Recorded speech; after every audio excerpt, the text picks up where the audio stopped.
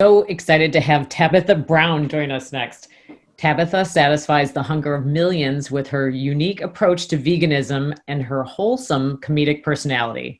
She's a North Carolina-born actress in Will and Grace and Switched at Birth, and she's a vegan lifestyle personality, mother and wife with over 3 million followers across platforms.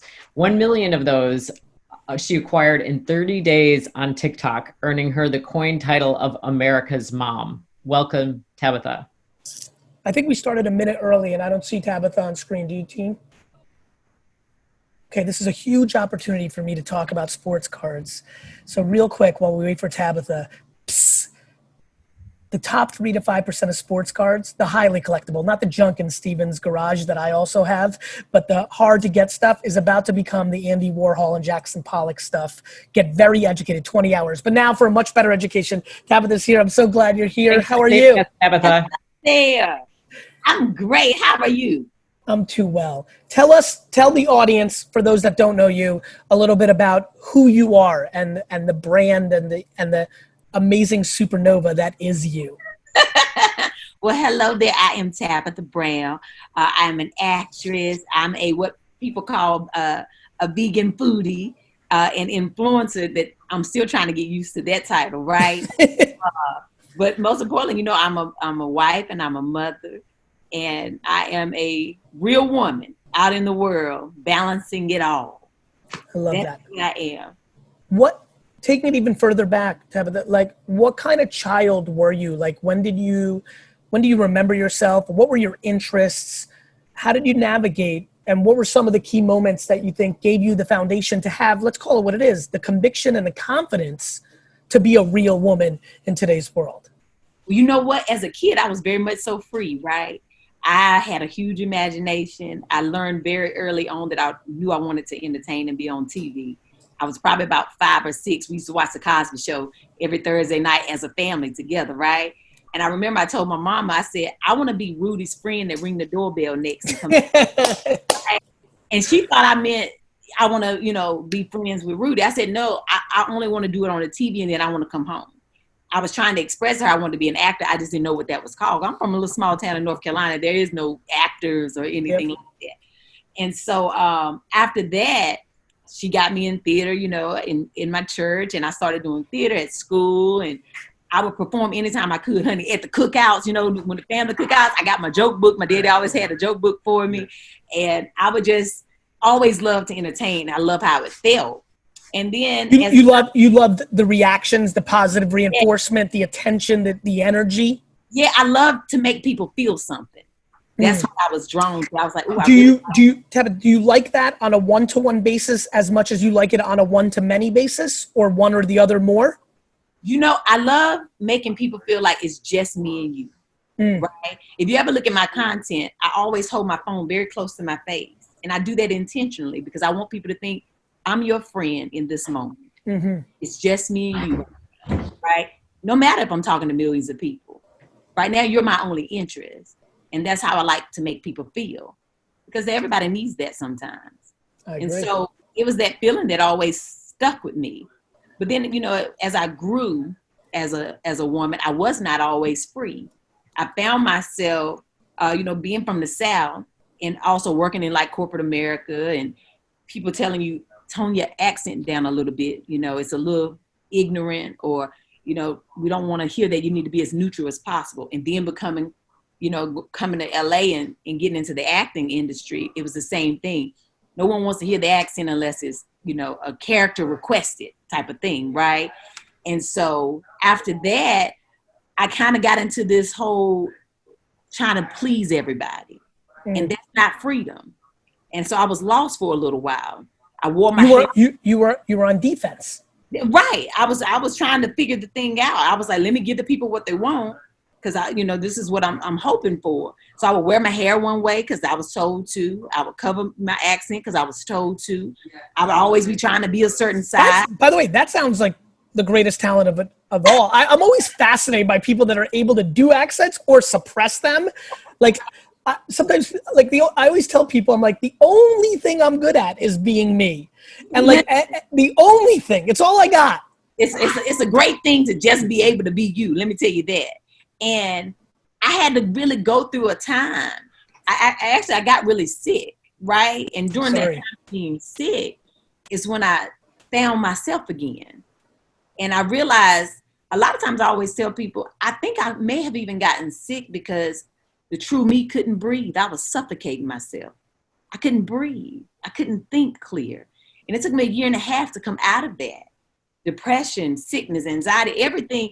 I had to come out of that dark space. And when I found the light and I found my true self again, I said, oh, I ain't never going to let go of it. I want to always choose light. But most importantly, I'm going to always choose me because I'm enough, just as I am. And that is how I arrived to where I am now. I just decided, you know what? God created me to be exactly who I am, and she is enough. And this is who I'm going to be. And the moment I did that, my whole life started to change. My whole entire life started to change. You know, it's funny. I put out, your name first hit my radar because I read all my comments and my DMs, or a whole lot of them by comparison to any other human that I know. And, I just remember, the name popping up. It's like, oh, you need to check out this incredible woman, or you remind me of if they knew you first. And so I feel like there's a certain, I have a very interesting question for you. I am competitive. I'm a man. I really like competition. I grew up in Jersey. I grew up with nothing. I'm chippy, like from that stuff. I was a poor student. I wasn't good at sports, so I didn't have a lot of positive affirmation for anything other than me grinding and working hard. I'm completely not I'm into entitlement. I love accountability. But that also has created confusion when I'm giving out love, because I'm giving out a whole lot of fuckload of love on a daily basis. Yeah. Curious, because you're giving out a whole lot of love. And I think this is important. I think it was important for some people that are my fans watching this right now to hear that.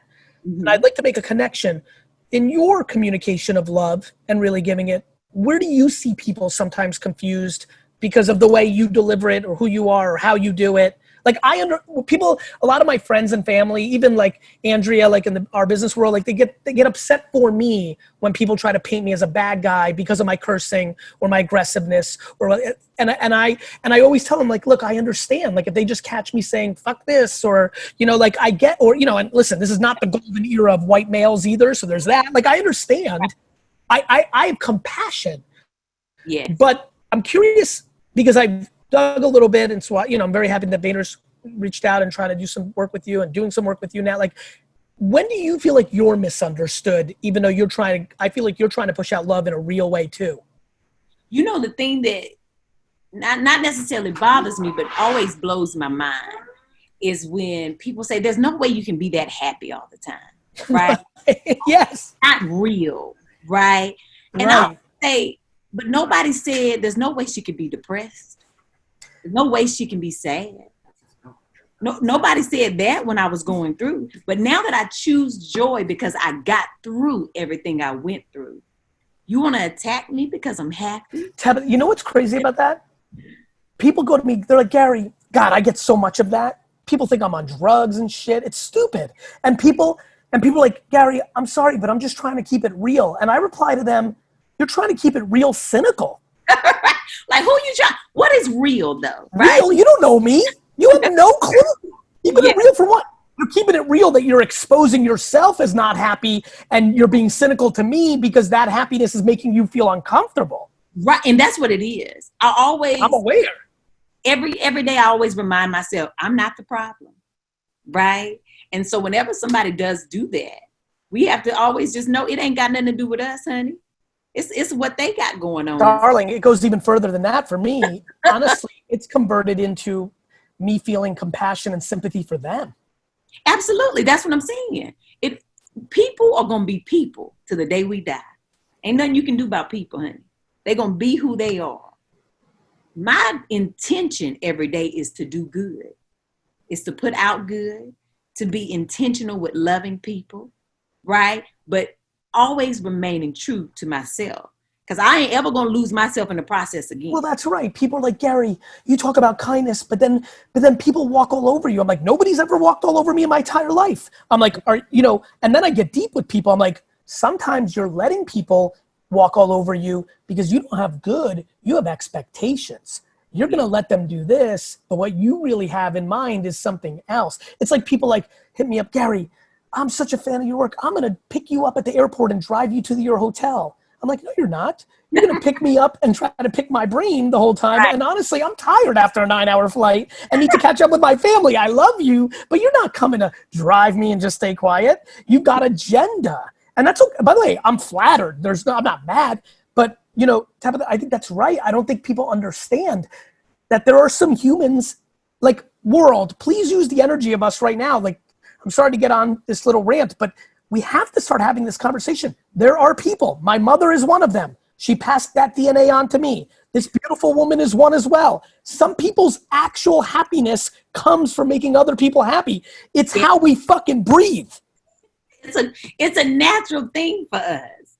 We don't know anything else. Yeah, I just, listen, if you've ever went through depression and anxiety, it ain't no fun, right? I know that life. It is no fun.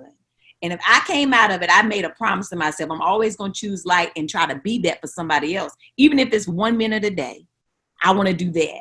But that's what I do to keep myself sane, to keep myself healthy. I choose light for myself. And I am smiling. And I'm cuter when I smile.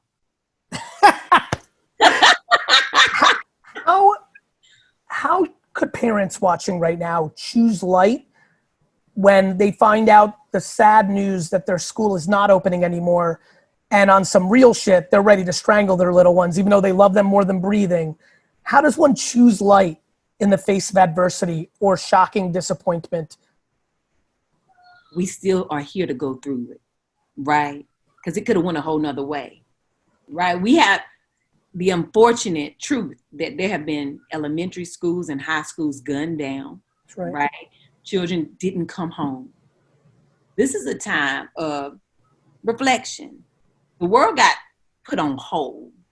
In reality, 2020 has, I just told somebody this yesterday, if 2020 ain't do nothing else, it made everything clear. What is important? So in the moment that, now I ain't saying that you can't have a meltdown and be like, Lord Jesus, because honey, I ain't been in nobody school to be no teacher, and here, yet I am trying to homeschool, right? Mm-hmm. You can have a real moment. But on the other side of that, ask yourself, now, why am I really this frustrated? Am I frustrated at being a parent? Because we chose to have these kids. They're a gift, right? We're frustrated at the situation that we were not prepared for. And that's okay. Now let's just figure out where our crack of light is. Because it might just be a crack. It may not be a whole sunshine yet. But focus on the crack and take it one day at a time. Tabitha, in that framework, where do you sit with judgment of yourself? I try not to be hard on myself, because I did that for a long time. It got me nowhere, right? Because I'm listening to you talk, and it was always kind of clear for me from the little I knew, and I couldn't wait for this. Yeah. I think we share some stuff. Well, good. And I think judgment on oneself is foundational to be able to pull off the shit that we're talking about. And that's why I asked you that.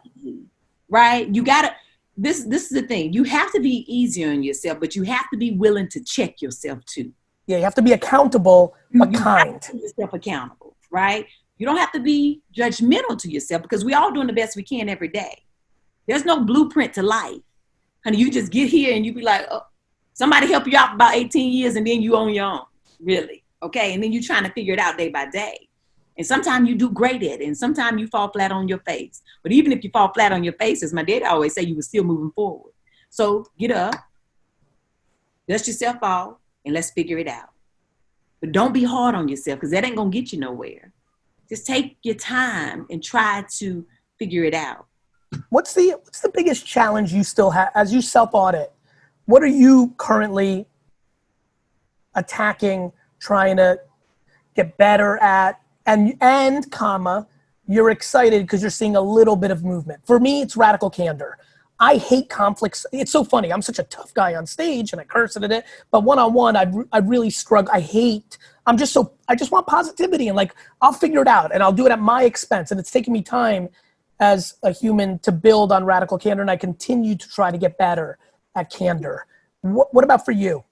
It's two things for me. One is time management, because now I have a whole slew of things happening that were not there before. And for me, foundation is everything, which is my family. They come first for me, right? And trying to make sure I balance it all. That is a thing I'm literally working on every single day, trying to make sure that I can balance it and not lose myself in the process, but balance it. The second thing is making sure that people understand, because I'm nice, don't mean I'm weak. I'm trying to really, people mistake your kindness for weakness. And I'm sure I think I literally swear on every ounce of my soul, I think kindness is the ultimate strength. It is. It is. Kindness is foundational. I laugh at what people think is strong. I'm like, that's weakness. It's a facade of strong. It's weak on the inside. Kindness is maybe your perception of weakness with actual fucking steel as foundation. Absolutely. Honey, to be able to reserve yourself, right? When everything is coming at you, but yet you stand still and you're not affected in the moment. Honey, that is the strength of 1,000 tons, okay? Because being angry is easy and quick. Everybody can jump to being angry and quick. Super easy. There's work going on in here. I hope the sound is not going crazy. The sound is delicious. Keep going. I love chaos. But it's a thing of trying to make sure that people know that just because I'm happy, just because I'm nice, just because I'm smiling, does not mean I'm weak. I'm very sharp, okay, and very strong. I'm far from confused, honey. Thank you for being on. Thank you. I appreciate you. Talk soon. All right. Bye.